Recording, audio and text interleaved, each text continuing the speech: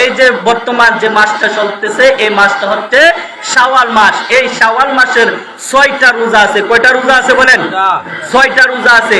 আল্লাহর হাবিব মুহাম্মদ সাল্লাল্লাহু আলাইহি সাল্লাম বলেন, যারা শাওয়ালের 6টা রোজা রাখবে তারা যেন 1 বছর রোজা রাখলো, বলেন সুবহানাল্লাহ। তারা যেন সারাটা বছরের রোজা রাখলো, বলেন সুবহানাল্লাহ। তো এই শাওয়াল মাসে 6টা রোজা রাখার চেষ্টা করবেন।